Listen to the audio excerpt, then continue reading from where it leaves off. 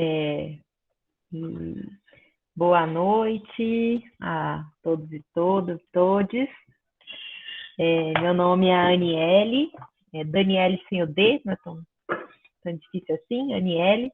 Sou professora da UFVJM, junto com a Paula e com o Felipe. Sou do curso de licenciatura em Educação do Campo, né, do ministro Aula lá, e também no programa de pós-graduação em Educação em Ciências, Matemática e Tecnologia, onde oriento Meriane, que também está aqui na sala, que logo mais vai se apresentar. Ela está fazendo mestrado aqui na UFVJM, já fez a licenciatura em Educação do Campo, que a gente chama aqui de LEC, e está no mestrado. Bom, nesses cursos eu tive e continuo tendo sempre, né, o prazer de orientar os trabalhos sobre educação escolar quilombola e ensino de ciências, né, eu fiz licenciatura em Química, então eu sou da área de Ciências da Natureza, e nessa perspectiva de troca de saberes, né, e tudo mais, que é a perspectiva do curso que nós estamos aqui. Bom, e aí vou abrir esse módulo, que é o terceiro módulo, o derradeiro, né, do curso, e ele tem o desafio de fechar o curso pensando em como concretizar tudo que a gente, né, todos os aprendizados, os conceitos teóricos e práticos expostos aqui, né, na escola. Então, como que todos esses conceitos né, e práticas de ser, estar, resistir como quilombola, né, a luta para além do território, da educação também, né, de ter acesso a alimentos, comidas em consonância com a cultura, direito de produzi-los, processá-los, comercializá-los, né, que é a questão da soberania alimentar, como que isso dialoga com a escola. Então, nós vamos iniciar esse módulo com 3 aulas mais, vamos dizer assim, teóricas, mas não sempre na perspectiva teórico-prática, né? Retomando a questão do movimento quilombola, né? Sua contribuição com a escola, a questão da educação escolar quilombola e na escola mesmo, né? Então, nós vamos ter, hoje, nós estamos com a presença da professora Jaqueline Botelho, vamos ter contribuição da Meriane. Na aula de semana que vem, nós vamos ter contribuição da Givânia. E na outra aula, nós vamos ter contribuição também da Miriam Aprígio. E continuamos aí com a conversa, eu e Meriane, tentando, tentando ajudar vocês a chegar na atividade final do curso, que é, a partir de um saber quilombola, pensar em como utilizá-los em sala de aula, que a gente colocou, né, um plano de ação, pelo menos um plano de pensar, né, como que isso se integra na escola. Então, esse é o nosso final, a nossa atividade final depois do curso, que a gente vai conversando no decorrer das aulas, a gente vai aprofundando isso e vai ter uma aula só para explicar, com roteiro, enfim, tudo isso. E aí, começando, vou deixar que Jaqueline e Meriane se apresentem, elas que vão contribuir com a aula de hoje. Eu só vou ajudar aí na mediação. Como que vocês combinaram, Jaqueline e Meriane? Você começa, já que aí vai Meriane, ou o contrário, como que é? Eu posso começar. Vocês me ouvem bem? Eu estou sem fone de ouvido aqui. Não sei se está dando ruído. Não, e Meriane, tá bem. Vamos nós hoje, né? Então, boa Oi, noite, gente. Olá, boa noite. É um prazer imenso estar aqui com vocês. Tenho um carinho especial também por essa região de onde vocês falam.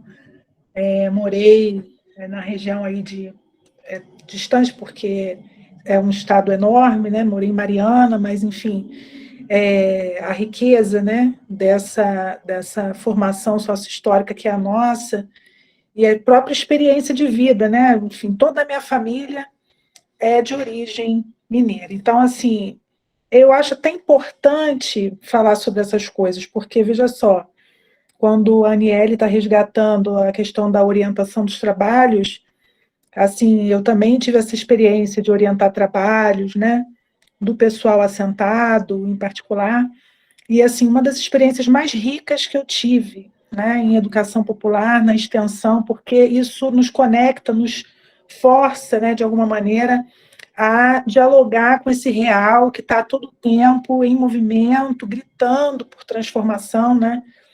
E, particularmente, a gente tem as nossas histórias, né? Eu sempre conto isso, mas vou deixar para o final e para o debate, porque senão a gente toma muito tempo contando as nossas trajetórias, né? Não que elas não sejam importantes, mas acho que a gente tem tanta coisa para dizer. Primeiro, eu gostaria de falar um pouquinho sobre os primeiros registros que nós temos, né, de organização quilombola no Brasil, né, que datam ali de 1580. Eu nem me apresentei, né, eu saí falando assim, eu sou Jaqueline, professora da UF, Universidade Federal Fluminense. Muito boa noite a todas e todos. Fiquem muito à vontade aqui nesse espaço para a gente fazer a nossa troca.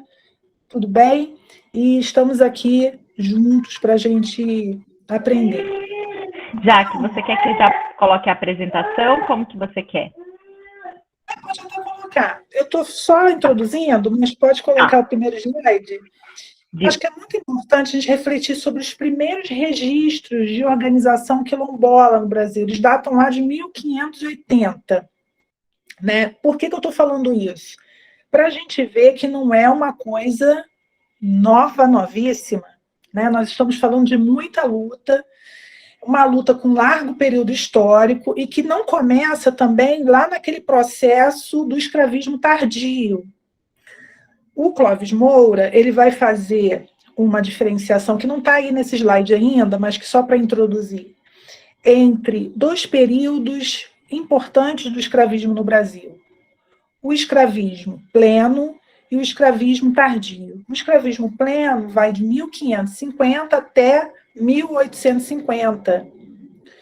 E o escravismo tardio de 1851 a 1888. Então, nós estamos falando que o processo de organização e luta quilombola começou justamente nesse período, né, do escravismo pleno. O que acontecia nesse período? Uma legislação vigente que autorizava castigos extremamente violentos, né, contra aqueles que ousassem se rebelar contra o escravismo. Quem realizava luta e organização contra esse sistema era o negro e a mulher negra organizados, né? Então, a população escravizada, ela travou sozinha nesse período a luta contra esse escravismo, no desgaste desse processo. A gente tem uma leitura clássica que vai falar da luta abolicionista, né? Os abolicionistas, eles desgastaram o processo da escravização negra, mas veja bem, sem considerar a própria leitura por dentro do abolicionismo, né, da organização, né, da luta abolicionista, que é um movimento que o próprio Clóvis Moura vai fazer, né? Inclusive mostrando para a gente, denunciando a própria vinculação de alguns moderados, né, desses setores abolicionistas com a filosofia liberal, ou seja, desgastar esse sistema escravista visando uma sociedade capitalista nascente. E nós estamos falando, lógico, que esse processo de desgaste não se dá sem a gente considerar, né, que no próprio exterior já havia um apelo desde 1830, né, para que a abolição findasse no Brasil, e só em 1850 a gente tem, de fato, a escravização, né, num processo, né, de proibição do tráfico internacional de escravos no Brasil, né?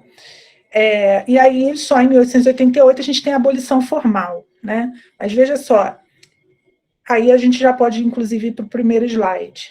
A gente está aqui querendo dizer, o segundo, né? A gente está querendo dizer que existe esse processo, né, muito marcado no nosso país de organização, de luta que é antiga, e a gente precisa conhecer esses quilombos, né, que a gente não vai dar conta de fazer isso aqui, né, mas a gente precisa olhar para a história, para a trajetória, para a forma de organização e de mobilização, que é extremamente rica e que não é publicizada.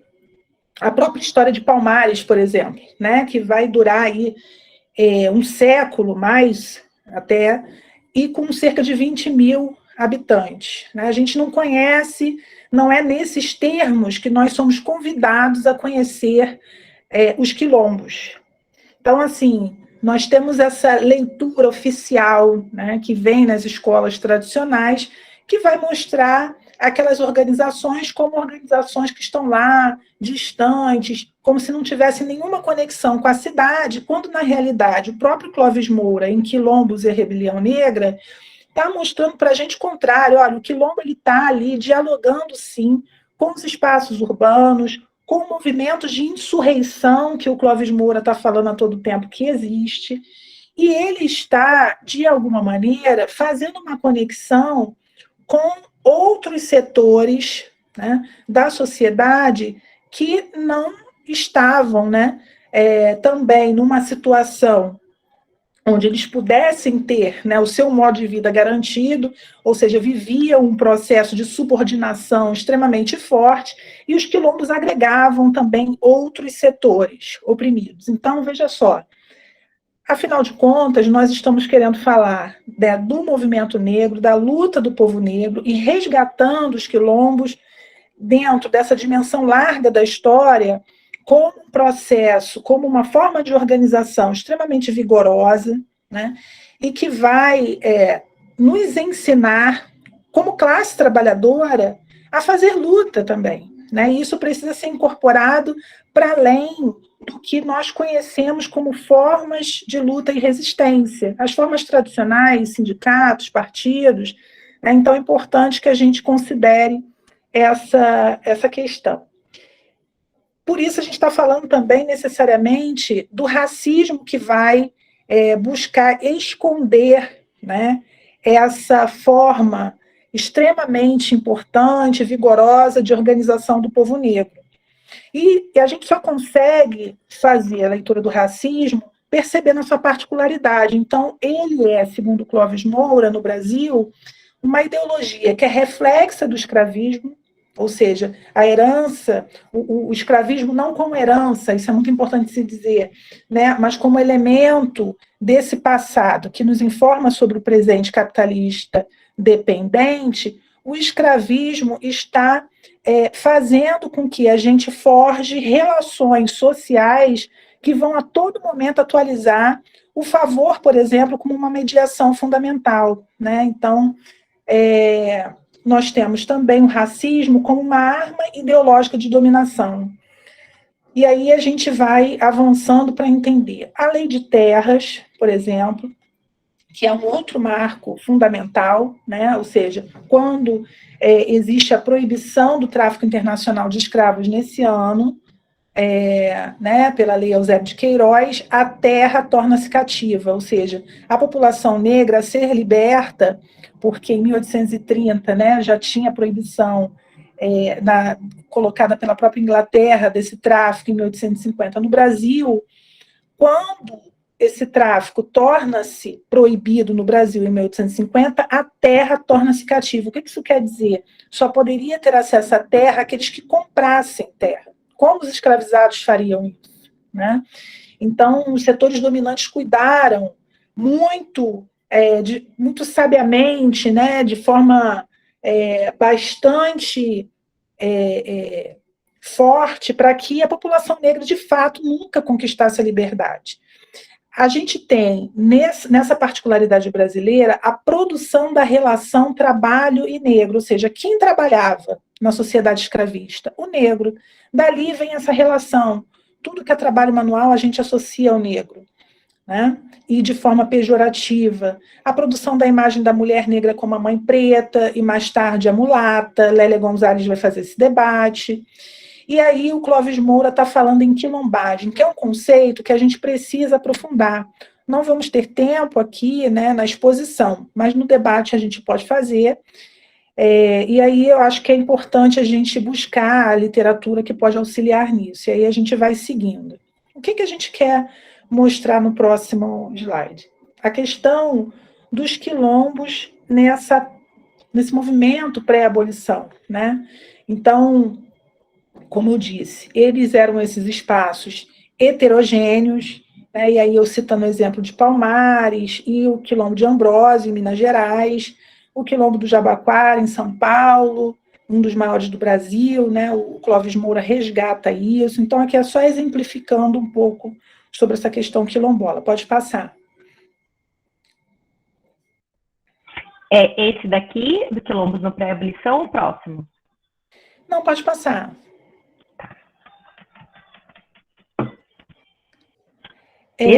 Nós temos, da questão, um pouquinho antes, a questão da economia estável, a construção de uma economia estável dentro dos quilombos. Por que a gente está trazendo isso?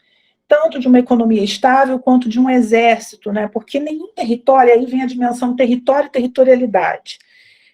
Que eu gosto muito de trabalhar com os autores contemporâneos, citando até o Bernardo Mansano Fernandes, né? Mas o Clóvis Moura trabalha muito bem o território também, assim como o Milton Santos, né? E quando ele está falando do território e quilombos e essa questão das terras, ele está mostrando que não existe nenhum local onde a população negra possa fazer resistência efetiva se não houver um certo exército, né? Um certo aparato de proteção. Como que vai proteger aquele território e a partir dessa proteção se constitui efetivamente um território negro, né, da população negra organizada. Então isso também não pode ser diminuído, né, e é o que existia nessas organizações quilombolas. Aí eu vou passando para o próximo, onde já está colocada ali algumas figuras, né, tanto coletivas quanto alguns sujeitos que participaram desse processo abolicionista popular, e aí o Clóvis Moura está citando o Antônio Bento, organizador da Ordem dos Caifazes, né, mostrando como que a violência dos oprimidos, essa violência organizada, se dava contra a repressão desses opressores, né?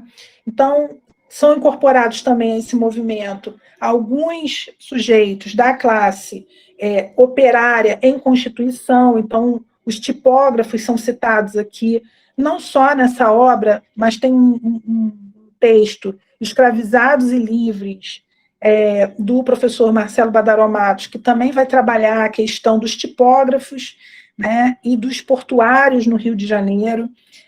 Isso é muito importante, porque está falando como que a população negra ela está também na cidade, trabalhando, porque, veja bem, no escravismo, nós temos os escravos de ganho, no processo onde o escravismo já começa a ruir, né?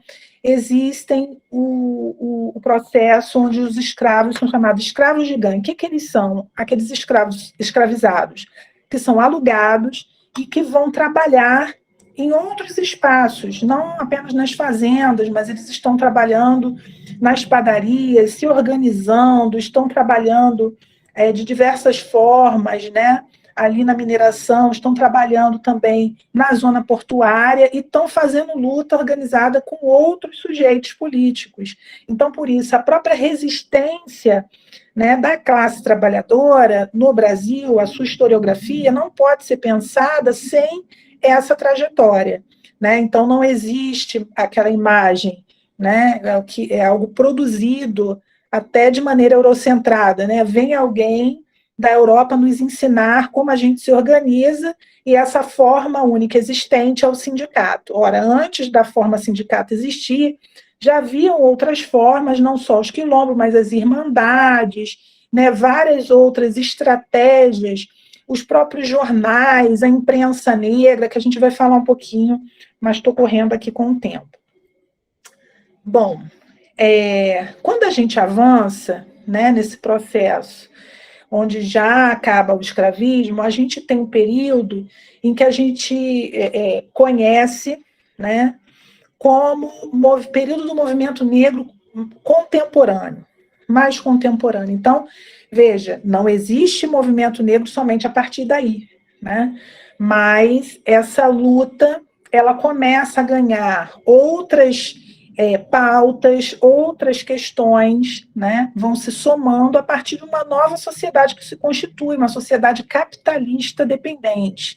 Tá? Então, a gente sai do escravismo, Florestan Fernandes vai nos ensinar que nesse capitalismo dependente, a gente conserva o latifúndio, na realidade brasileira, que vai virar a grande empresa rural, né, até os dias de hoje a gente ter a configuração do agronegócio.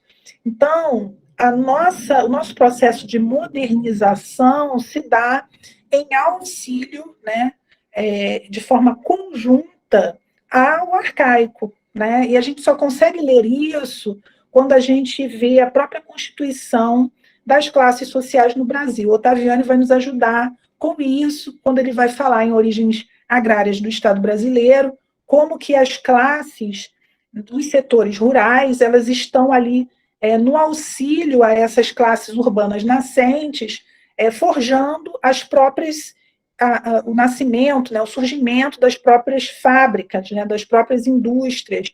Então, a gente não tem um rompimento no processo de revolução burguesa no Brasil, mas uma conservação do poder na mão dos oligarcas, né, e também dessa estrutura fundiária que vai deixar a população negra à margem da sociedade, desde lá da Lei de Terras de 1850, sem acesso à terra, e tudo isso vai culminar, né, no que eu chamo de 3 portas fechadas para a população negra, né, o acesso à terra, o acesso à escola e o acesso ao trabalho, porque no capitalismo, para a transição ao capitalismo, o negro não vai ser o trabalhador nacional, né, o escolhido para ser o trabalhador nacional, mas sim o imigrante, né?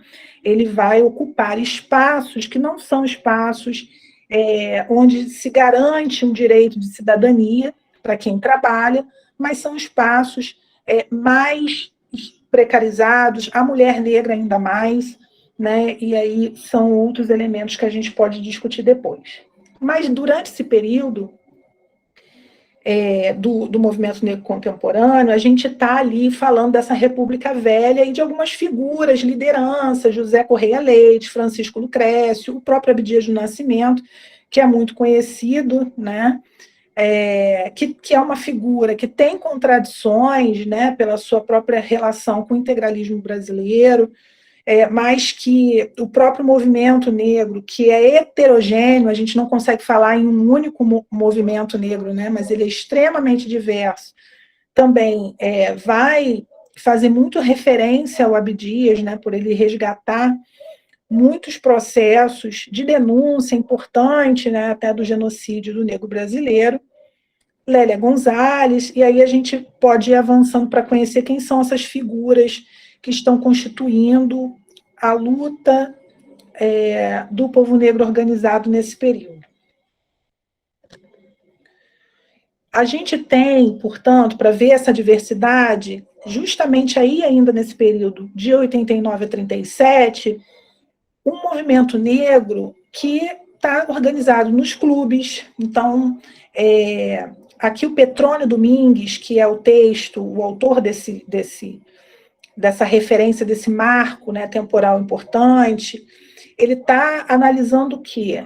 A importância dos clubes. No Rio de Janeiro, a gente tem clubes muito importantes, né? A Lélia Gonzalez vai fazer menção a outros espaços, como escolas de samba, por exemplo, e ele está mostrando qual é o caráter do movimento negro nesse período, de cunho eminentemente assistencialista, recreativo e cultural, né? Então, veja, o movimento, a gente está falando de um período de 1907 a 1937, onde já existiam 123 associações negras somente em São Paulo. né? Isso para mostrar a dimensão, né, da força e organização negra nesse país, né? Então, aí passando, né, a gente tem o surgimento da imprensa negra, jornais publicados por negros, né, em São Paulo, em Minas Gerais, no Rio Grande do Sul. Qual era o objetivo? Veicular informações não transmitidas por outros jornais, né? Então, já há uma ideia de mídia alternativa ali, né, reunindo um grande número de lutadores contra o que na época se chamava de preconceito de cor. Então, a gente não tem, já de forma imediata, né, a leitura do racismo sendo aceita, né, na sociedade. O racismo era negado, né, era visto como algo que está lá fora, nos Estados Unidos, em países onde existe um racismo oficial, ok? Então, a gente tem alguns jornais que a gente destaca aqui, a Pátria, 1899, o Combate, a Liberdade, só para a gente, e vários outros, mas só para a gente poder conhecer alguns, né? Então, avançando, no próximo a gente tem, nas páginas desses jornais, denúncias contra a segregação racial no Brasil, né, que estava impedindo os negros de frequentar hotéis, clubes, algumas escolas, praças, ou seja, a gente tinha, né, de forma marcada a segregação, né, como temos até hoje, mas ela sempre foi silenciada, né? E nós temos até hoje uma certa fala de que existe no Brasil um racismo velado.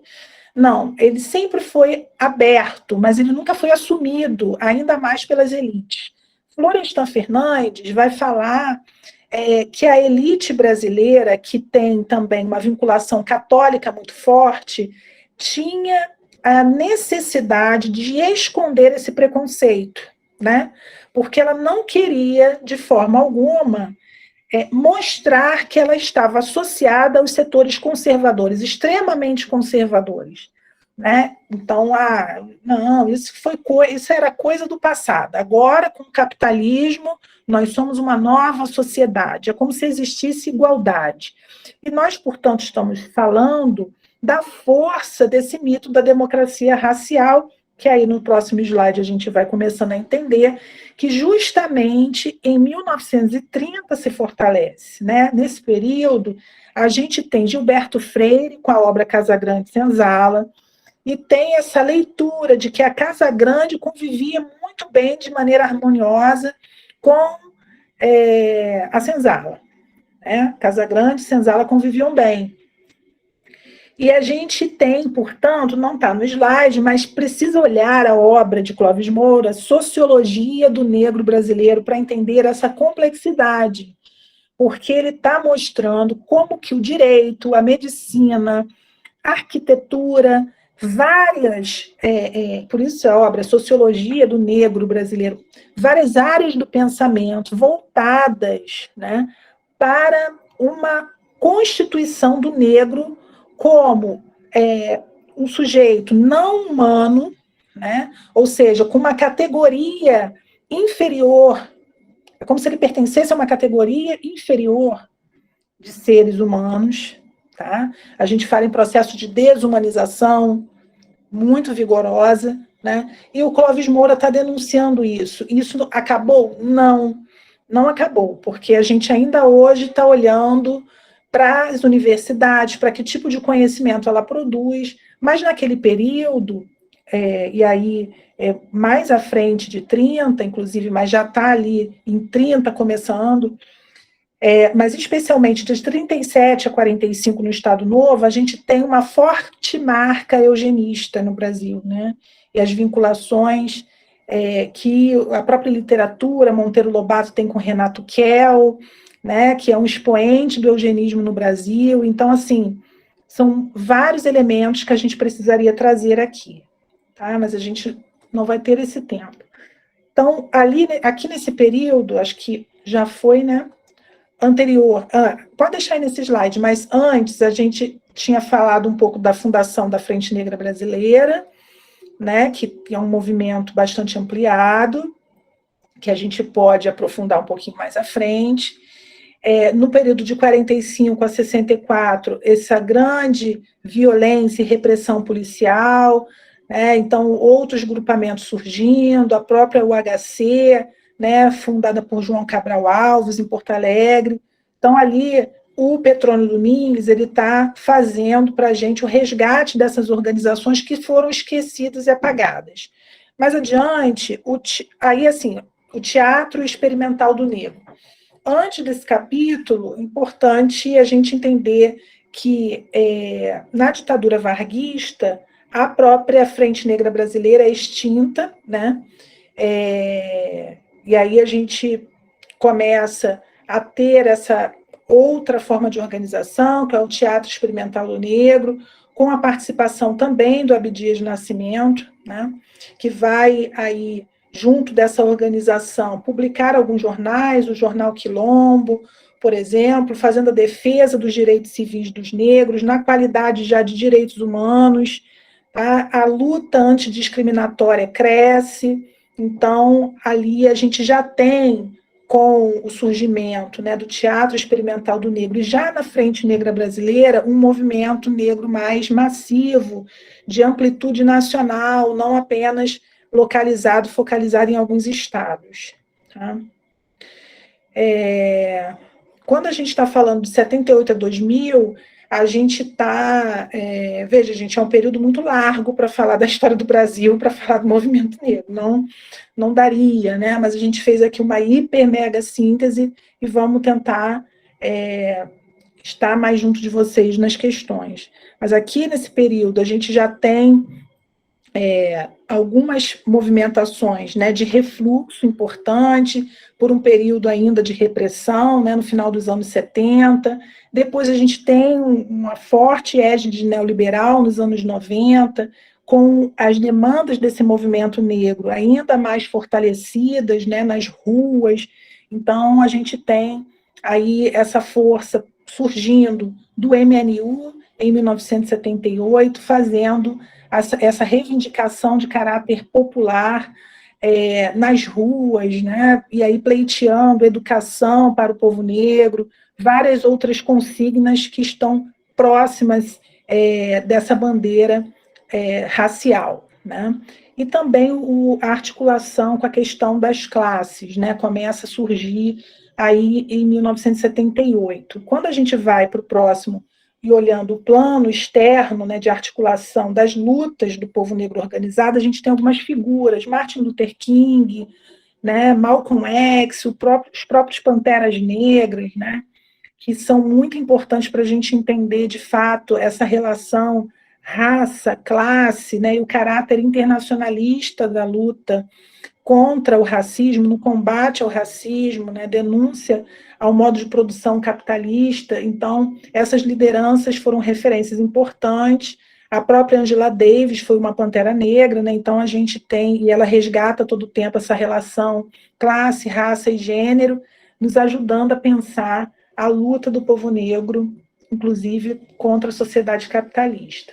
No último, se não me engano, a gente está no penúltimo, a gente está olhando para essa particularidade atual, quando a gente está pensando outros elementos da cultura negra que, novamente, vem reivindicar um espaço, né? O hip-hop, as mulheres negras, os quilombolas organizados, e essa organização é extremamente larga, né? Vocês acompanharam a questão da legislação, a mudança, o reconhecimento pela autodeclaração, né? Então, é uma luta histórica, né? Não é quilombola apenas aqueles negros que fugiram, né, do processo de escravização e seus descendentes, mas aqueles que se autodeclaram hoje. Então, há muitas conquistas no campo dos direitos, hoje há muitos retrocessos, né? Sabemos disso, e lutas também complementares à constituição desses territórios, como direito à educação, ações afirmativas, direito à saúde da população negra, que a gente não pode negligenciar. O último não precisa, porque ele já foi falado antes. Então, assim, tem o tempo da Meiriane também para falar, então eu acho até que já passou, que eu acabei pegando o tempo todo.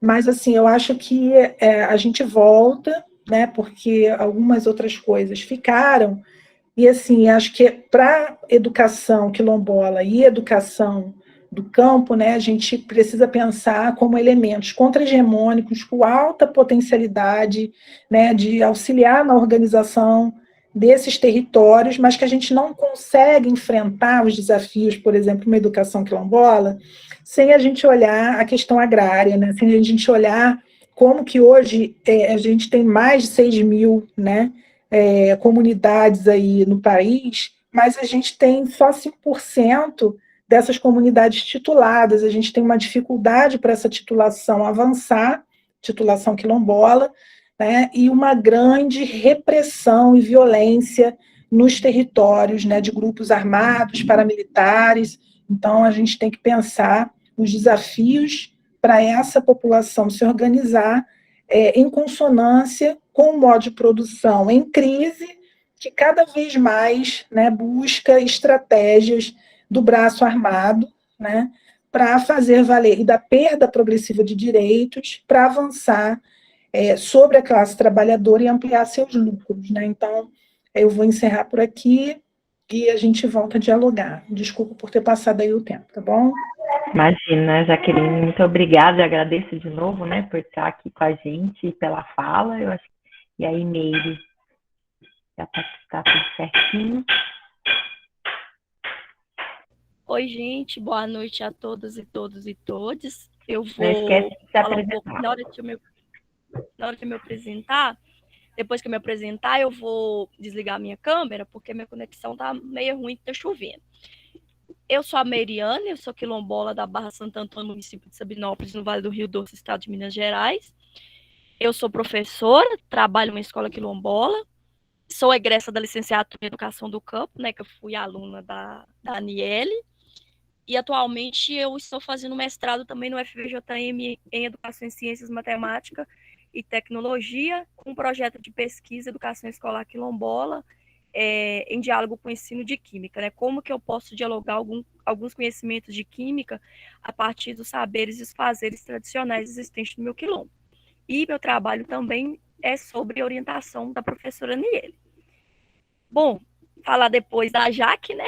É um desafio, mas vamos lá.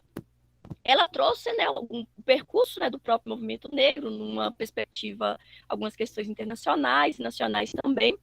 E aí eu vou trazer um pouco do relato, né, de como que foi construída nessa minha experiência enquanto quilombola, né, quando eu ingressei na licenciatura, e também como que os movimentos sociais contribuíram, né, para a minha formação, né, enquanto militante, enquanto professora, né, e eu vou fechar o microfone rapidinho, o microfone lá, a câmera. Então, vamos lá. Eu ingressei na licenciatura em Educação do Campo no ano de 2015, e a partir disso, né, eu comecei um movimento lá na Educação do Campo. Eu ingressei num projeto que era o PIBID, né, para alguns que não conhecem, é o Programa Institucional de Bolsa de Iniciação à Docência. E nesse projeto, a gente tinha essa aproximação com as escolas, que ele era desenvolvido nas escolas, e a partir disso, a gente teve a Escola Estadual Mestra Virgínia Reis, no município de Cerro, no distrito de São Gonçalo, Rio das Pedras, que a gente teve essa demanda, né, que uma escola é localizada em um distrito, mas que atendia também educação, alunos, né, de uma comunidade quilombola. Então, a gente tem aquelas escolas quilombolas que estão localizadas no território, mas também aquelas que atendem estudantes, em média 50% de estudantes quilombolas, elas são consideradas escolas quilombolas. Então, a partir disso, nesse projeto, a gente teve, né, essa demanda de nós temos estudantes quilombolas aqui, e aí a gente vai pensar num projeto de como que é a educação escolar quilombola, que esses estudantes estudavam uma escola até então tradicional, e a partir disso a gente começou, né, que também era novo para a gente, para mim, assim foi a partir da minha entrada na universidade que eu também aproximei dos movimentos sociais, que eu comecei a conhecer os movimentos sociais quilombolas, né, a partir do meu município também, mais regional, que aí eu tive a alegria de conhecer a Josiane, que está na nossa aula, né, que é uma pessoa que me inspira muito e que contribuiu muito, né, para a minha formação como militante, como professora e como acadêmica. E a partir disso, a gente começou, né, como que é essa educação escolar quilombola na prática, que a gente tem todo esse percurso do como que o movimento negro, a partir, eles adotaram como instrumento de luta também a busca, né, o auxílio para que essas comunidades quilombolas fossem reconhecidas, né, como quilombolas, e também com a promulgação da Lei 10.639 de 2003, que obriga o ensino de cultura afro-brasileira indígena foi a partir de 2004, e como que isso foi se impulsionando, né, com muita luta também da CONAC e de vários outros movimentos, para que fosse implantada uma modalidade escolar específica para as comunidades quilombolas, né? Assim como que a Jaqueline colocou, são modalidades educacionais contra-hegemônicas, né? Que a gente está lutando contra um ensino que muitas vezes é bancário e descontextualizado das nossas realidades. Então, a partir disso, vem a educação escolar quilombola com a publicação das diretrizes, né, dizendo que as escolas quilombolas requerem uma pedagogia própria que dialogue com as memórias, com as territorialidades, tem um papel fundamental também no enfrentamento e no combate ao racismo. E aí, voltando no assunto do PIBID, a partir do PIBID a gente começou a levantar, né? E aí, como que é esse fazer educação escolar quilombola na prática? Que aí a gente conheceu na época a escola da comunidade da Josiane, que é a escola de São Félix, que é uma escola municipal, e que ela atende, né, os anos iniciais, que é uma outra realidade, por exemplo, da escola que eu fazia o projeto, que era uma escola estadual. E aí foi uma experiência muito significativa, maravilhosa, a gente conheceu, né, fazer na prática ali como que essa relação também escola e comunidade ela é fundamental para o fazer e o ser educação quilombola, né? E aí, a partir disso, nesse projeto, a gente teve a oportunidade também de fazer outros intercâmbios, de conhecer outras realidades de escolas quilombolas que estavam, né, na prática ali acontecendo. E nesse movimento todo, né, da minha graduação, eu retornei, né, para essa escola que eu trabalho, e que é a escola quilombola, que está no meu quilombo, eu retornei para lá como estagiária, e aí eu estava acompanhando aquele movimento do processo, né, de certificação da escola, do reconhecimento pelo Estado da escola como quilombola, que foi um marco muito importante para a gente também, em 2016. E já apresentando, né, alguns desafios que a gente vê ali na prática, a importância de que no fazer educação quilombola, a cultura negra e a cultura quilombola ela não seja folclorizada. Porque, sim, é importante a gente valorizar os aspectos culturais da comunidade, sim, mas é importante também a gente trazer outros problemas, né, que estão ali no contexto. Como a Jaqueline colocou, no geral no Brasil e aqui em Minas a situação é ainda mais crítica, que os números de territórios quilombolas titulados são muitíssimos pequenos, né? Então aí a gente coloca a importância do território para falar de educação quilombola, porque se a gente não tem território, não tem como a gente falar de educação, né? Que envolve ali a relação nossa com a terra, né? Com nossos fazeres, com os nossos saberes ali, que estão alicerçados com o território. E a partir disso, né, eu vim acompanhando esse movimento na escola, que foi muito significativo para a gente também, e a aproximação também da escola, da comunidade, né, que esteve mais presente na escola ali, naquela tentativa de ressignificar, né, aquele espaço também da escola, de contribuir para a formação, para o fortalecimento da identidade quilombola dos estudantes, e aí a gente viu também como que a escola estava engajando também nos encontros quilombolas do município, né, que com a participação das comunidades, os alunos eram convidados para levarem apresentações, né, culturais, e aí foi esse processo todo, né? E aí, depois que eu formei, eu tive uma outra experiência, né, numa outra escola urbana, que foi muito significativo também para mim, que estava começando, e eu tive a oportunidade de voltar para a minha escola, né, que está no meu território, que é a escola onde que eu fiz todos os meus anos iniciais, fundamental e médio, e estagiei e hoje estou como professora. E falando, né, sobre as perspectivas, né, os desafios da educação escolar quilombola na prática, eu acredito que, assim, com perspectiva, eu coloco a importância, né, de projetos integradores ali, mas é sempre importante a gente colocar, e a gente também está no mês, né, dedicado à consciência negra, que essas ações não podem serem pontuais em datas específicas, né, que alguns autores colocam como currículo turístico. Então, em uma determinada época, a gente trabalha algumas questões e aí o restante do ano é como se não existisse, né? Então, os projetos interdisciplinares, eles têm esse papel, mas é também um desafio a gente planejar no coletivo, né? Porque sempre quando é proposto em algum projeto e falar de educação escolar quilombola, sempre são colocadas algumas questões das ciências humanas, das ciências sociais, mas e aí, a ciência da natureza, né? Que é a minha área, que eu sou professora da área de ciência da natureza. Como que eu vou integrar? Como que eu vou trazer esses aspectos ali dentro da minha prática? Então, por exemplo, quando a gente vai pensar em história, em geografia, em português, traz muito forte as questões da linguagem, da memória, do território, mas em ciências, biologia, física e química, o que é que eu posso trabalhar ali, né? Que é um desafio para que nos projetos integradores, interdisciplinares, eles abrangem realmente todas as áreas, né? Incluindo ciência da natureza. E as universidades também eu vejo que têm desempenhado e pode desempenhar ainda mais um papel fundamental, né, para essa aproximação entre escola, comunidade, entre universidade, escola, comunidade, que aí a gente tem os projetos de extensão, os projetos de pesquisa, os projetos de ensino, né, também.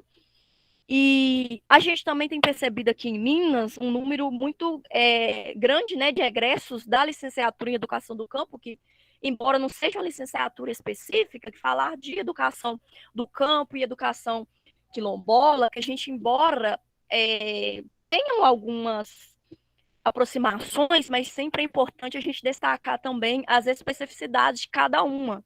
Mas o número de egressos da educação do campo quilombola, dos ingressos, né, na educação do campo de quilombolas, está sendo um fator muito significativo, né? E agora a gente tem que lutar para que esses estudantes, né, ao formarem, tenham um emprego na própria comunidade. E outra questão, já entrando nos desafios, né, além da titulação dos territórios, falando aqui em Minas e outros estados do Brasil também, que são muito pequenos, isso também é um desafio, né? A falta de titulação desses territórios implicam também nas nossas escolas, né? Que a gente vê constantemente o tempo todo. Nossa escola, a gente sofre um processo de falta de água que vem alastrando há anos, né? Que eu vejo também que essa precarização das nossas escolas do campo ou quilombolas também é uma estratégia para que sejam forçados, né, o fechamento dessas escolas, embora haja muita resistência, né, e que é necessária, esse sucateamento dessas escolas também é um desafio. Outra questão que vai em relação às infraestruturas. Só um minutinho, gente.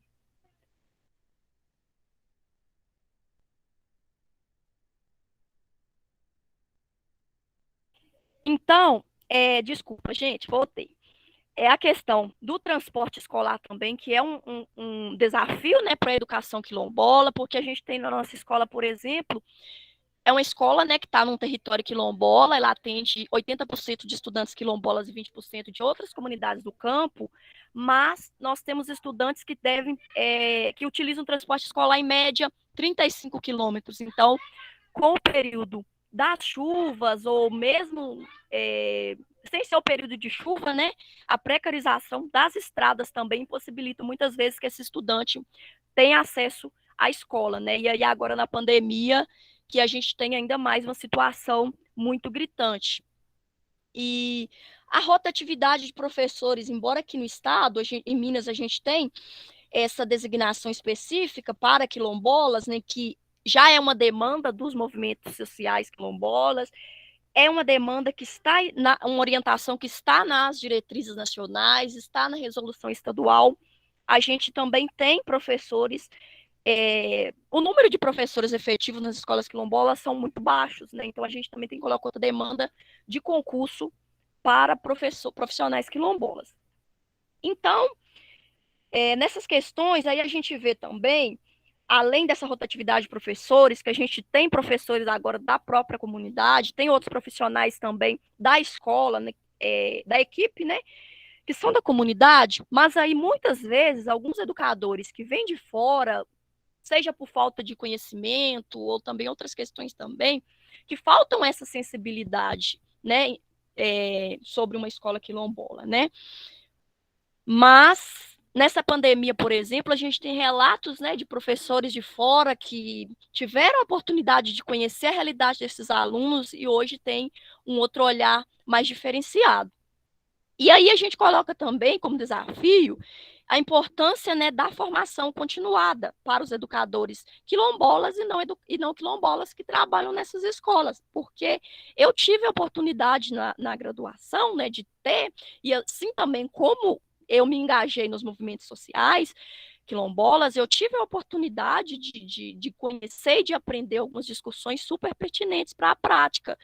Por exemplo, a Lei 10.639, que na graduação, né, obrigatório também que eu tive, a disciplina de cultura afro-brasileira indígena, mas a gente tem professores que formaram, né, talvez antes desse período de obrigatoriedade da inserção, né, na graduação de cultura afro-brasileira indígena, que desconhecem o que é essa lei, né, e aí isso implica também na sua prática ali.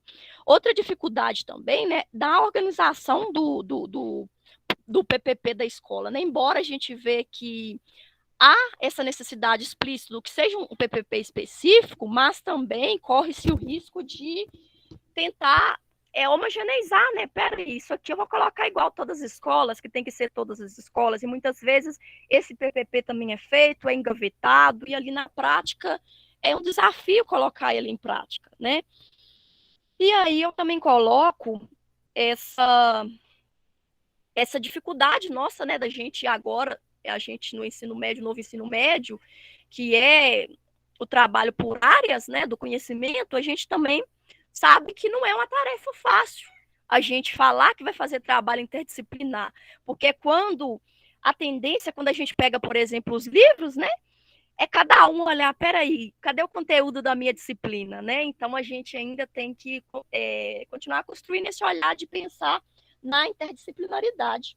E aí também a saída da juventude quilombola do campo, que é um problema que afeta a minha região e acredito que várias regiões também, é um desafio, né? Apesar que a gente, na educação escolar quilombola, a gente deve oferecer para os estudantes um mundo de possibilidades, né? Ele pode permanecer no campo, sabe? Ele não pode sair do campo ali do seu quilombo, porque com aquela visão que aqui eu não vou ter expectativas de vida, que aqui eu tenho que formar embora, né? A gente tem que pensar também em possibilidades que, se ele quiser permanecer ali no quilombo, ele deve ter possibilidades de construir uma vida digna ali também, viver com dignidade, né? Então, era era isso que eu queria trazer. Estou aberta para o diálogo também. Vocês desculpem o barulho, porque em casa é desse jeito, assim, esses estudos remotos. É na casa de todo mundo, né? A gente tem esse desafio aí de conseguir falar. Muito obrigada, Meire, pela sua contribuição, por estar aqui, né, com a gente. A Meire vai estar com a gente no terceiro módulo aí junto comigo. E aí, eu acho que é esse que é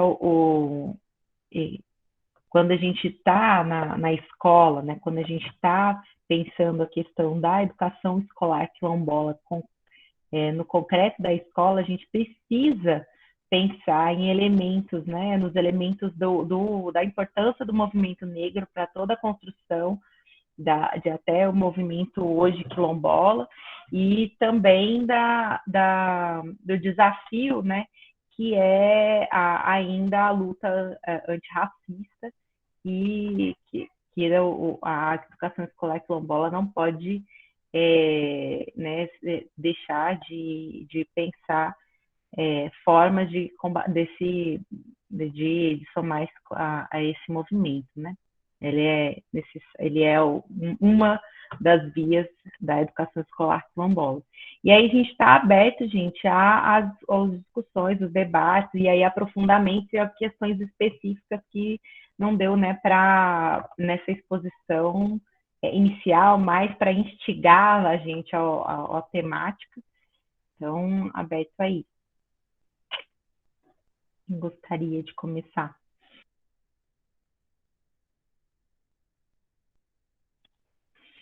Vai lá, Josiane. Boa noite a todos.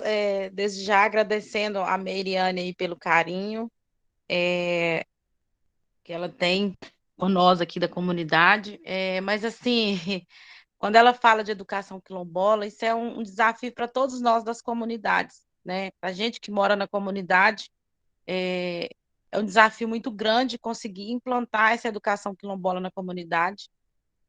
Durante um bom tempo, eu acho que já até comentei no curso aqui, tivemos uma professora aqui que era engajada na luta e desenvolvia muito bem essa questão da educação direto com a comunidade, né? Os saberes da comunidade, levando esses saberes, ensinando na escola, dando essa oportunidade para a comunidade participar ativamente da escola.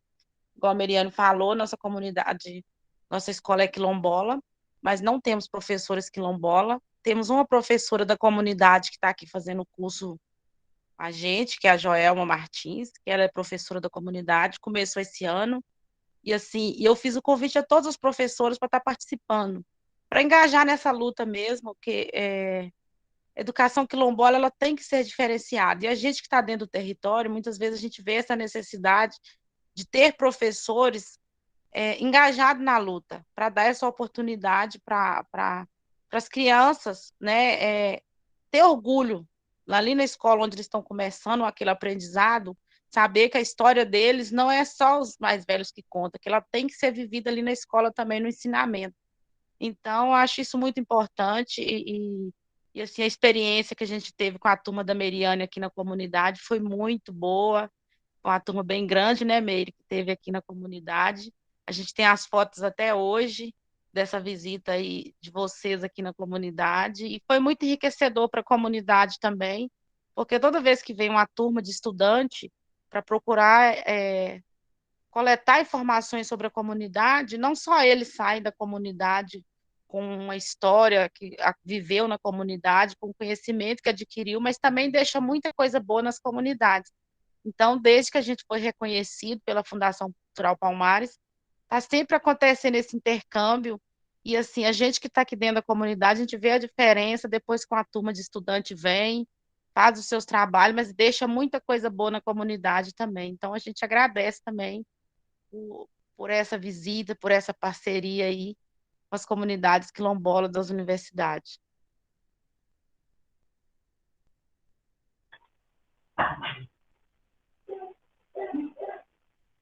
Bacana, Josi. Nós temos aqui no chat um comentário, uma pergunta de Edmundo. Ele coloca: Meiriane, como você vê hoje essa dificuldade para a educação quilombola e as políticas de apoio aí na sua experiência de vida? Olha, são muitos desafios, Edmundo, mas também a gente tem que ter muita resistência, porque às vezes a gente acaba desanimando, né? Porque é importante também a gente procurar pares, né? A importância dos pares é muito importante também. Por exemplo, a universidade que pode nos apoiar, e como eu estou aqui também como mestranda, e outros mestrandos também, né, que vêm desenvolvendo trabalhos com as comunidades, isso também é importante esses pares, né? E na escola também a gente fazer alianças, né? Porque vai existir alguns que estão em escola quilombola trabalhando, mas que não estão engajados, ou que não têm esse interesse, ou que vai trabalhar só por trabalhar, né, aquele conteúdo ali, porque está sendo obrigado, mas a gente deve resistir. E sobre as políticas de apoio, por exemplo, hoje eu tenho a oportunidade de trabalhar na minha comunidade, de estar na minha casa, no meu território, né, e trabalhando na minha escola, a partir dessa política que foi com muita luta, né, da designação específica para que os profissionais quilombolas tivessem lecionasse nessas escolas, né, na minha graduação mesmo, e aí eu tive acesso à Bolsa Permanência, que foi fundamental, né, para a minha permanência na universidade, ao próprio PIBID, né, que está sendo ameaçado de corte, os estudantes e a residência pedagógica, eles que não estão recebendo a bolsa, que é muito importante, né, dessas políticas de apoio, mas precisamos de muito mais investimento também para a formação dos nossos educadores. A gente no estado agora, eu estava até participando de um GT, que nós estamos trabalhando para a criação de um curso de formação continuada, né? Porque a capacitação, por exemplo, que foi até colocado, é algo que é um período curto, e aí depois acaba caindo no esquecimento, né? Então, a ideia de formação continuada, que é necessário, ele deve ser permanente, né? Não sei se eu respondi sua pergunta, sua dúvida.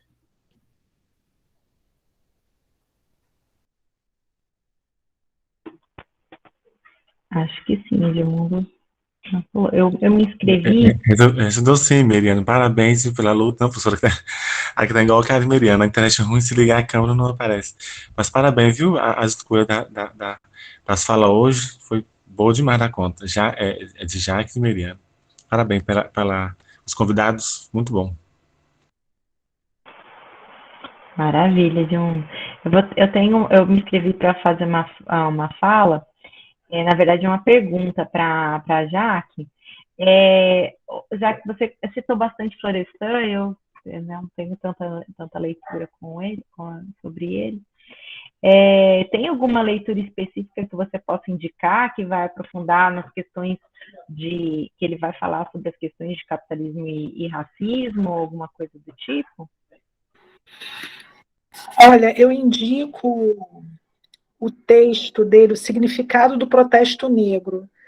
É o texto mais recente onde ele aborda a questão racial, né? O mais novo dele, né?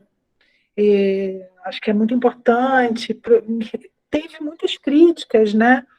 A própria leitura do Florestan, algumas eu acho que também não consideraram esse momento em que Florestan, na sua última obra, está considerando, né, o negro, a luta do povo negro, como uma pedra angular para a conquista da democracia. Né? Ele fala que é fundamental que o negro, de fato, esteja à frente desses processos de luta, resistência, né, no combate ao racismo, porque ele denuncia, ele tem condições de denunciar, por ser hiperexplorado, né, essas contradições da sociedade capitalista. Né? Ele tem condições de denunciar que não existe democracia no Brasil. Né? O Florestan é muito vigoroso na sua crítica a essa falsa democracia no Brasil. Eu vou me inscrever aqui, vou deixar mais pessoas falarem, para eu comentar sobre as escolas do campo também.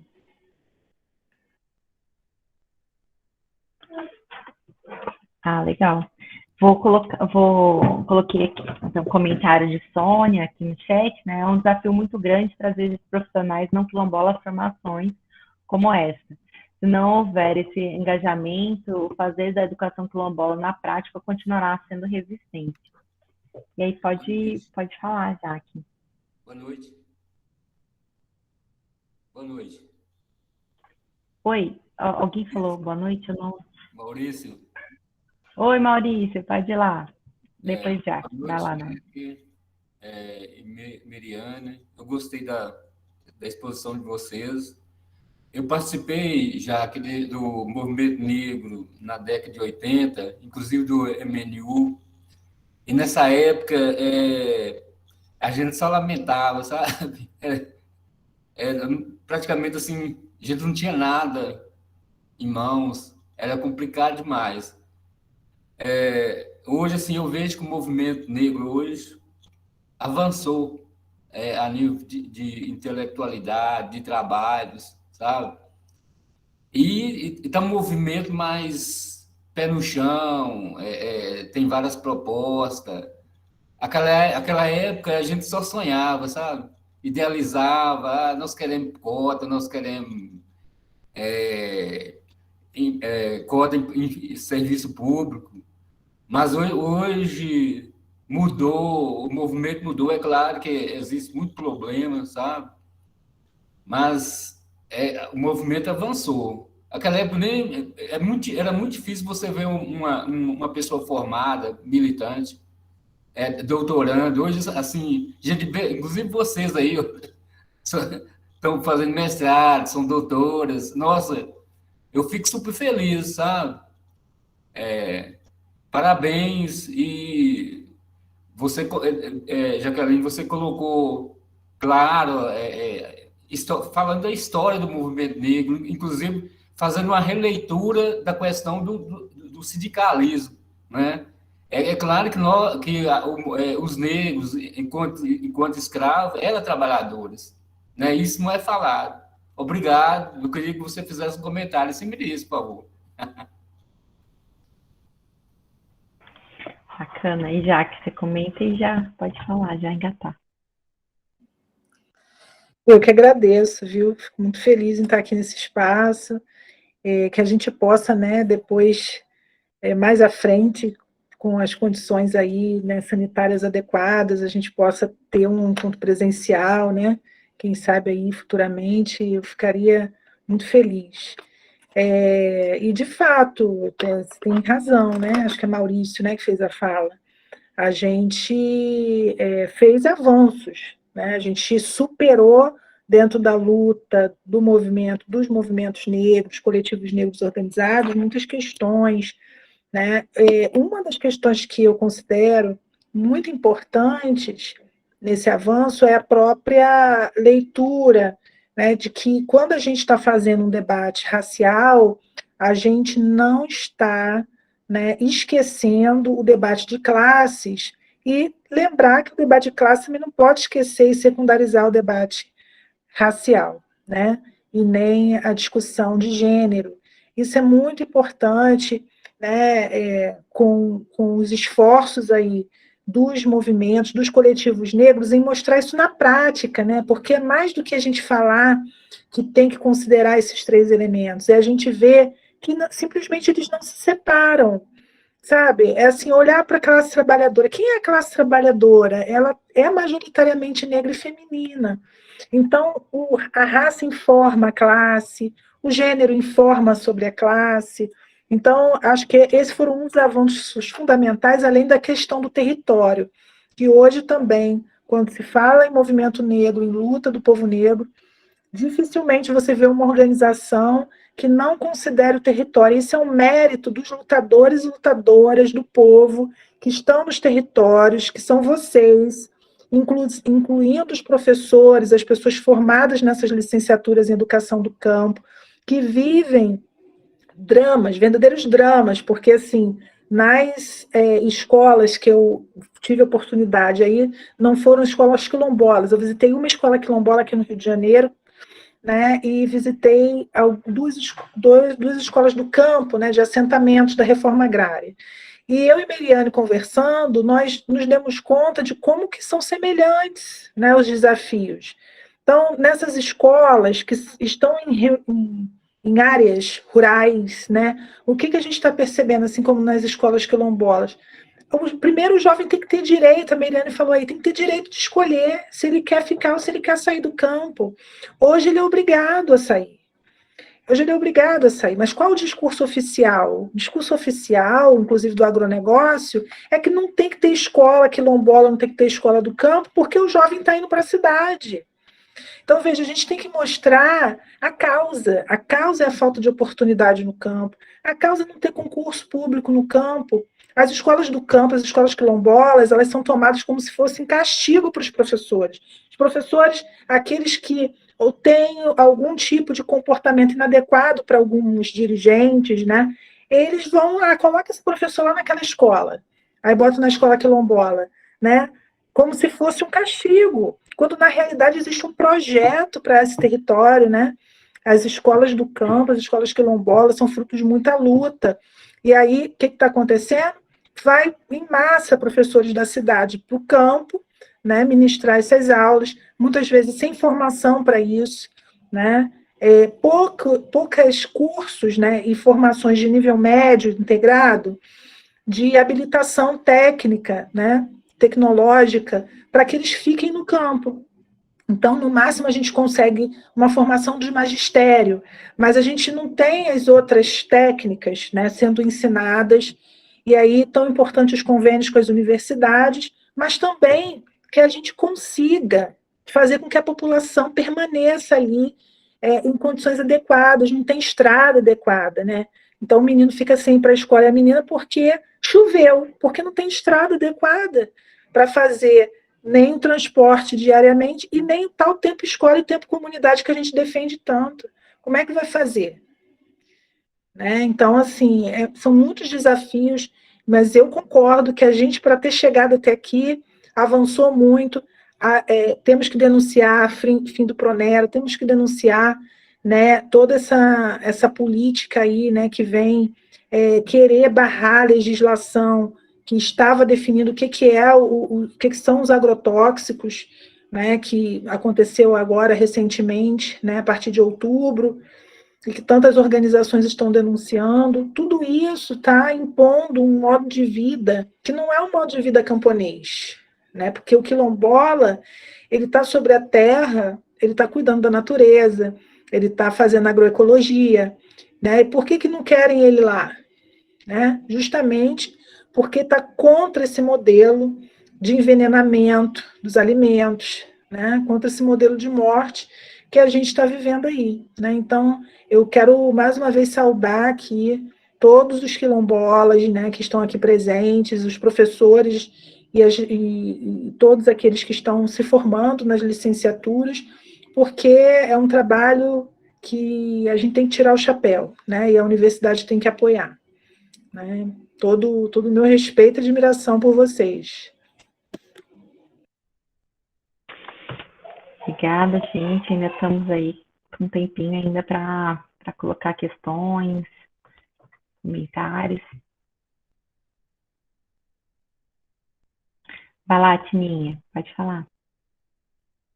Estou falando aqui, bendito seja Deus, o dia que eu me inscrevi nesse curso. Né? Eu não peguei a fala da colega, o nome da colega, não, mas quando ela falou da resistência, né, do quadro de professores, da resistência, né, a gente ouve colegas da gente falar assim com a gente, nunca gostei dessa questão quilombola, sempre fui contra. Pessoas que trabalham até na mesma escola que você e tem essa resistência. Né? Essa aula de hoje veio mostrar que nada é fácil, mas que nós já superamos muita coisa, nós já conseguimos muita coisa. Aqui na minha comunidade, eu estou muito feliz porque desde a certificação, qual eu falei que eu fiz parte do processo junto com minha colega, a comunidade foi certificada por mim, minha colega.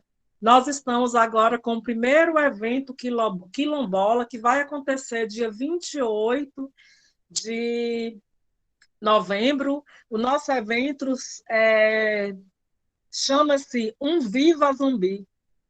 E ontem eu fiquei maravilhada, porque a gente está fazendo concurso de beleza afro, e as meninas, cada menina negra, né, que participou, consegui colocar minha filha para participar do concurso, e o pessoal da associação onde eu trabalho fizeram a votação, aí nós conseguimos colocar duas para representar a nossa comunidade em um evento em outra comunidade, que vai acontecer dia 20, e vamos fazer o concurso da beleza afro, roda de capoeira, roda de samba, apresentações. Nosso primeiro, né, vai ser um projeto da associação a qual eu pertenço, então todo novembro a gente vai estar levando essa demanda. E eu fiquei encantada com a participação do pessoal, das meninas, né? Hoje eu coloquei um comentário no grupo, e assim, eu sei que nada é fácil, mas quando a gente olha para trás, né, e vê o tanto que a gente conseguiu, e quando eu vi essa moça falar, e que eu não sei o nome, gente, é Jaque? Quando eu vi ela falar, mostrou para mim que a gente tem que lutar sim, que a gente tem que correr atrás, sim. Né? É fácil? Não. Vai ser fácil? Não vai ser.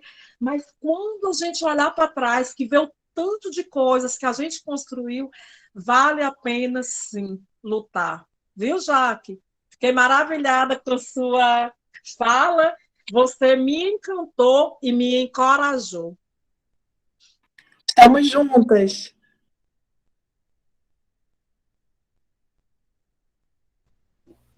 Oi, Tininha, boa noite. Eu, assim, acho fundamental, né, esses encontros, né, como você colocou, desse desfile, né, seja para resgatar a identidade, né, dos nossos crianças, dos nossos adolescentes, também para superar alguns estigmas históricos, né, que vem sendo construído e que a gente na escola tem que tomar muito cuidado, né, para que esses estigmas não sejam reforçados. Eu acho isso muito significativo, sabe? E aí o meu cuidado sempre que eu fico muito assim em alerta é sobre, por exemplo, para não cair, né, naquela tendência que, por exemplo, numa atividade do Dia da Consciência Negra, aí vamos chamar uma roda da capoeira ali, fazer uma apresentação que sim, é significativo, né? Mas que essas ações, né, na minha perspectiva, não podem ser pontuais, né, na questão, por exemplo, se fosse a realidade, por exemplo, da minha escola, ter só uma roda de capoeira só 20 de novembro e o restante do ano como se não existisse mais é, as comunidades quilombolas, né? Mas parabéns pelo evento, eu acho super importante essa aproximação da escola, né, e a comunidade no papel das associações também que desempenham um papel fundamental ali.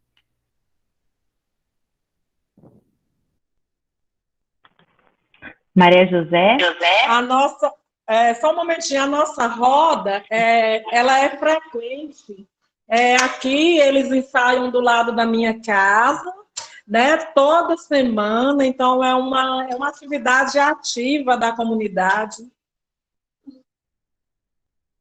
Maravilha, eu trouxe esse relato, né, a partir da minha vivência, mas que maravilha, e então é a partir daquilo que eu acredito mesmo, que deve ser algo frequente, né, e tenho certeza que contribui sim para a formação dos alunos, né, dessa relação de escola com a comunidade. Parabéns mesmo para vocês.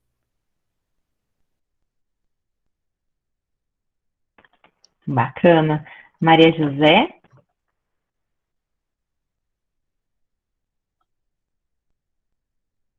Boa noite a todos.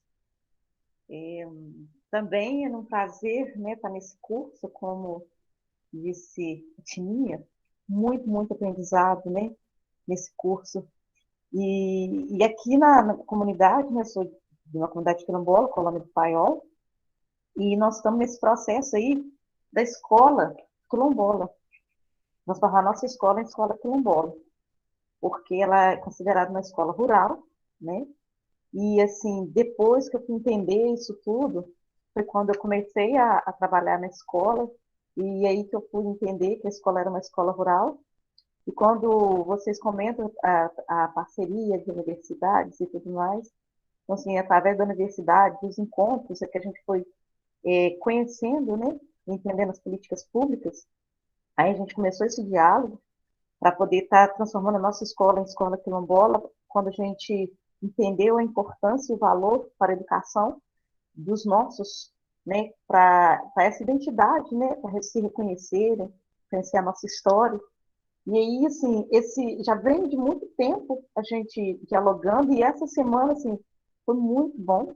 A gente conseguiu sentar com a diretora da escola, e ela, assim, está super aberta, né, a estar fazendo esse processo, né, de transformar a nossa escola em escola quilombola. E aí, assim, com o pessoal da Rede Sapuqui, que está nos ajudando nesse processo, e aí, assim, quando a gente fez essa reunião e ela falou assim, não, o que tiver que fazer, né, ela está disposta a ajudar, porque até então havia uma certa resistência, porque a gente já vem fazendo esse trabalho há muito tempo na comunidade, fizemos reunião com a comunidade, a universidade veio, assim, apoiando a gente, fizemos diagnóstico cultural o documento já está, né, já está bem ser preparado, pronto. Só estava faltando a parte final, que a Carolina Bezerra, né, está terminando a escrita, né, para estar entregando esse documento para a comunidade, para o prefeito, né, para a escola. Então, assim, a gente já sabia dessa cultura. Na escola já se trabalhava a história da comunidade quilombola. Quando vocês falam de estar trabalhando só nas datas comemorativas, né? Há muito tempo acontecia isso, só que depois que a gente foi entender o que é uma escola quilombola, nós começamos a levar sempre a nossa história o tempo todo para a comunidade, para a escola, né? Dentro da escola, a nossa história, a parte da culinária. Isso a gente foi crescendo nesse processo aqui na comunidade. Porque assim, a gente tem apenas hoje só eu, né, como professora aqui na comunidade quilombola, como contratada. E aí, assim, tem outra professora, mas infelizmente não está lecionando esse ano, mas já trabalhou também. E aí o sonho de transformar a escola em escola quilombola também desses direitos, e a gente poder estar vivendo essa realidade, lá, levando a nossa realidade. É um relato interessante, eu acho que eu já até comentei num curso aqui uma vez, foi a questão do cabelo, né? De eu ir com o meu cabelo sarará, eu falo sarará, e as criancinhas, as minhas meninas, falavam assim, Zezé, arruma meu cabelo igual ao da senhora. Então, assim, era muito lindo, elas pediam para fazer, levantar, e ficava todo mundo igual a mim.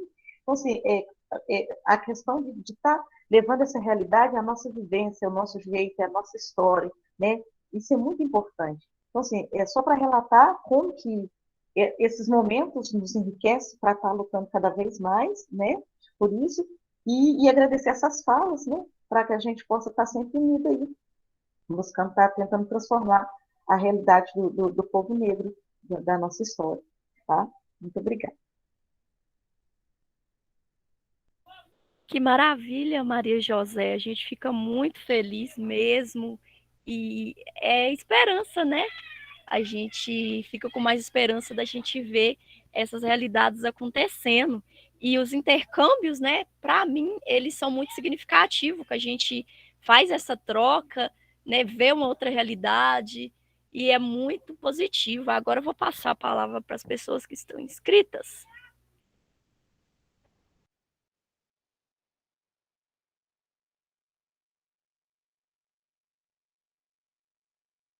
A Tininha. Posso falar?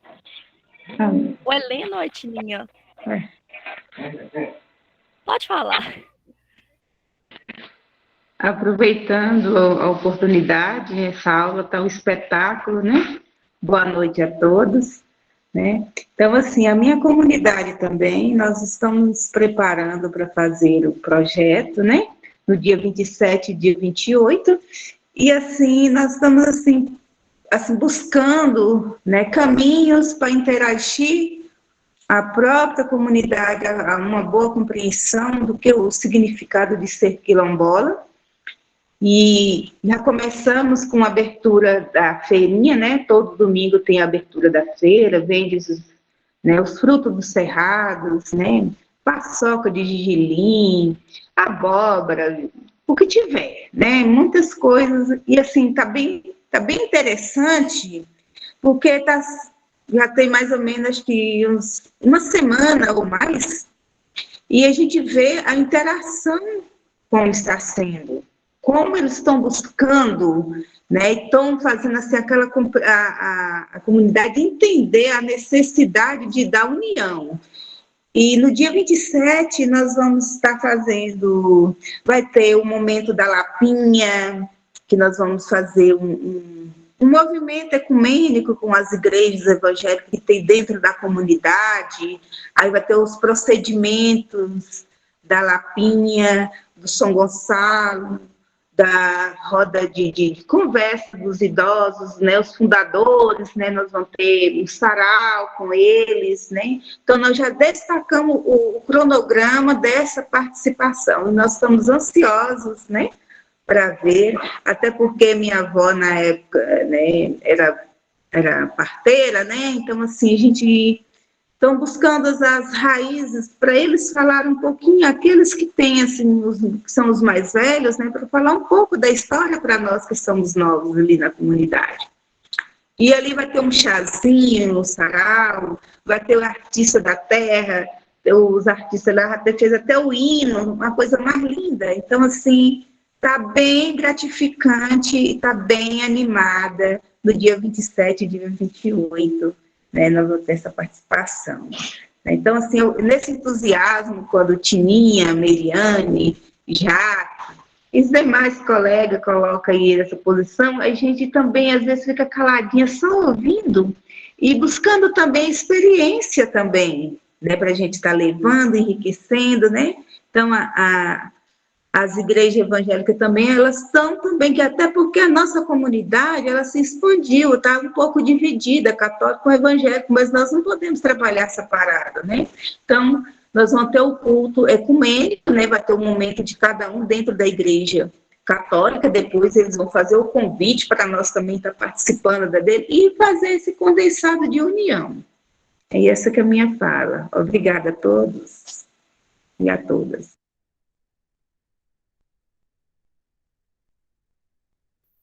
Que maravilha! Tenho certeza que vai ser um encontro maravilhoso e é muito importante, né, esses agentes, os agentes sociais da comunidade, né, que essa proposta de encontro ecumênico, ele só potencializa a luta de vocês.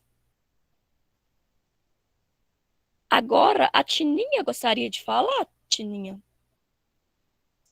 Gente, eu levantei a mão sem querer, eu não vi, não. Não, viu? Eu já falei o que eu tinha para falar. Aí vou ficar só nos comentários mesmo.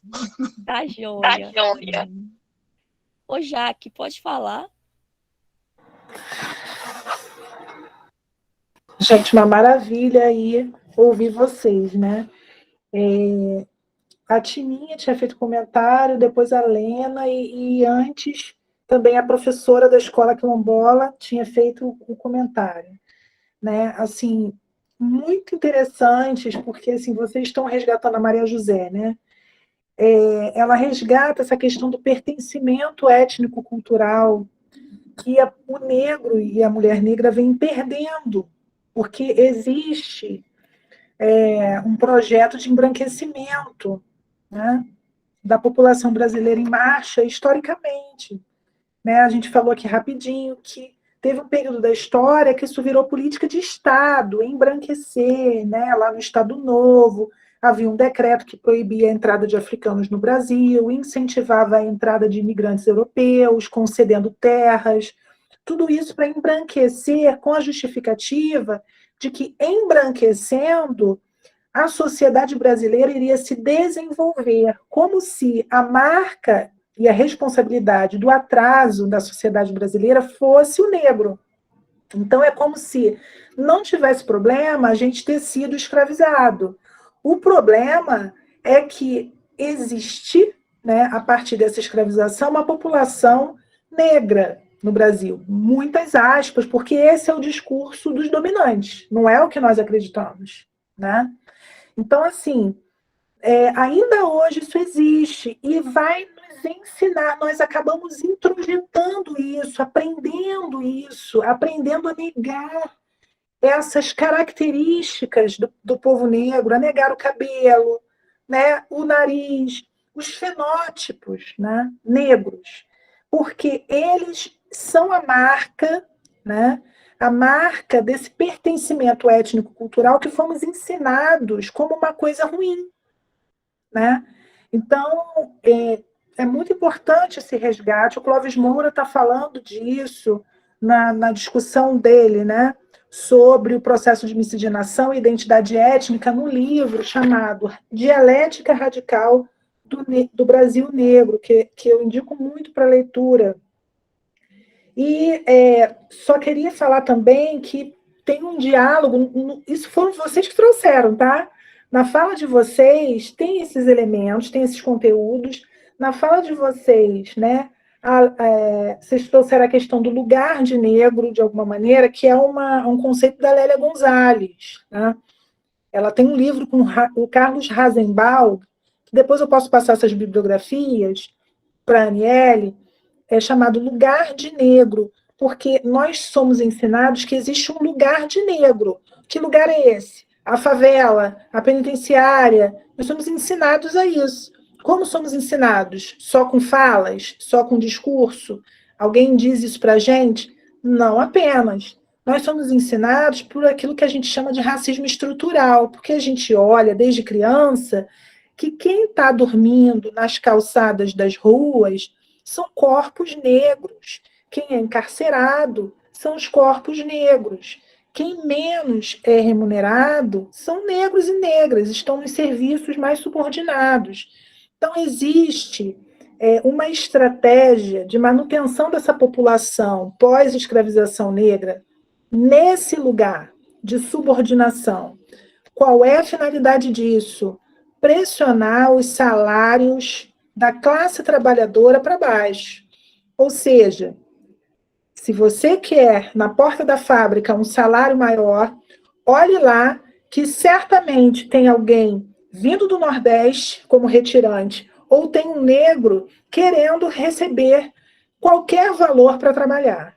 Hoje, isso serve para falar do preço, né, da carestia, do alto preço dos alimentos. A população está se alimentando de ossos.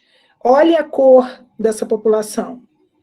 Carolina Maria de Jesus, nos anos 50, nos anos 60, estava denunciando isso em quarto de despejo.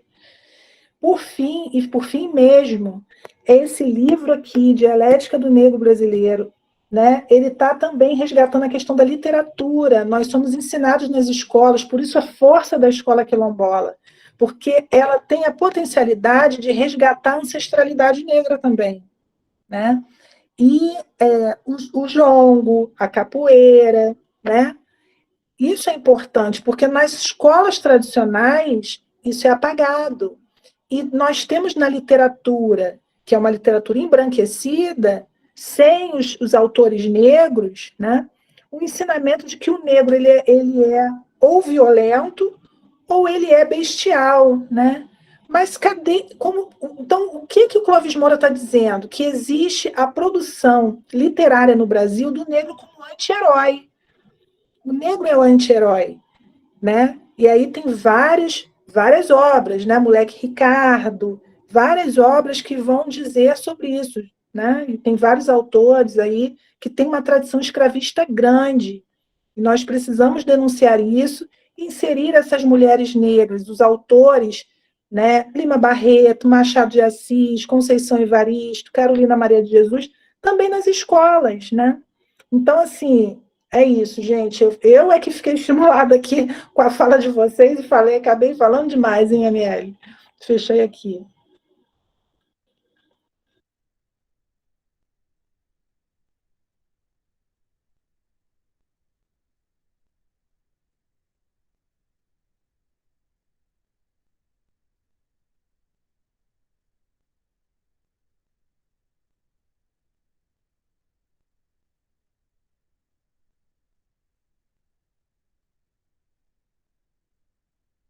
Oi, Oi. pessoal.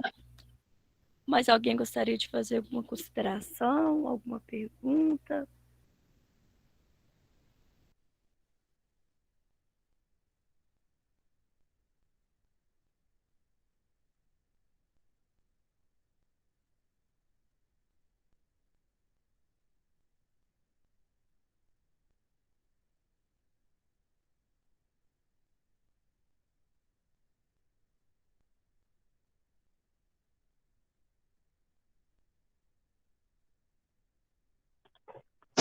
Eu gostaria. Gente, Eu estou olhando aqui, mais 22 pessoas. Não precisa responder, não, viu? Só um momento. Espera aí.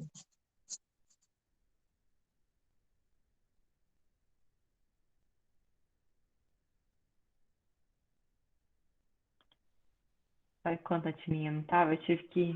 Essas questões do trabalho em casa, né? A minha bebê ouve minha voz e aí precisa. Ela começou a berrar aqui para amamentar, então eu tive que me ausentar uns momentinhos. Tininha, você quer falar? Eu posso passar para a Lena e depois você fala? E obrigada aí, Não, Miriam.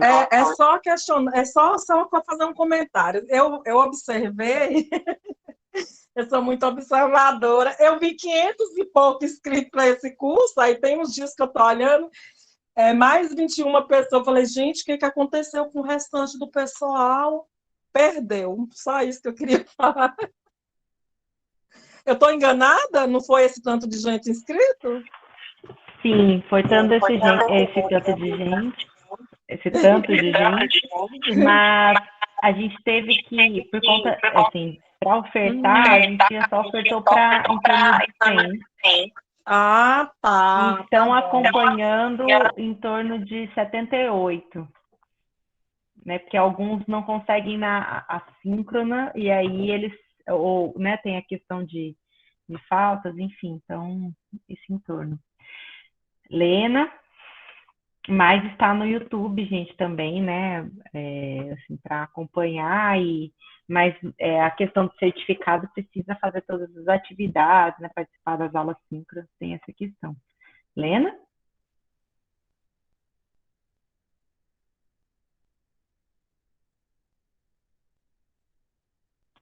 Será que Lena ergueu sem querer? Ou ela está tentando, que também tem essa questão, né, da internet, do aparelho que tá.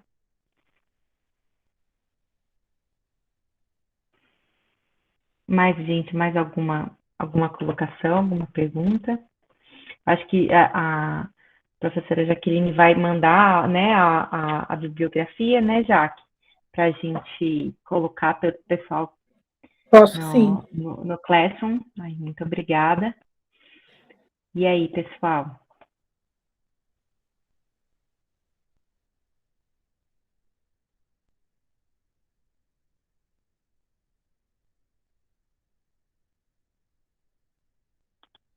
Bom, eu acho que já estamos também quase chegando no nosso teto. E aí, se ninguém, né, que ainda quer fazer alguma colocação, alguma pergunta, acho que a gente já pode finalizar essa sexta maravilhosa. Agradeço de novo as contribuições da Jaqueline e da Miriane pela aula, né? E a Miriane também pelo apoio aí, né? Nós duas estamos nessa tarefa desse módulo 3. Então, é um desafio sempre, né? E aí, obrigados a todos e todas por terem contribuído também na questão do debate.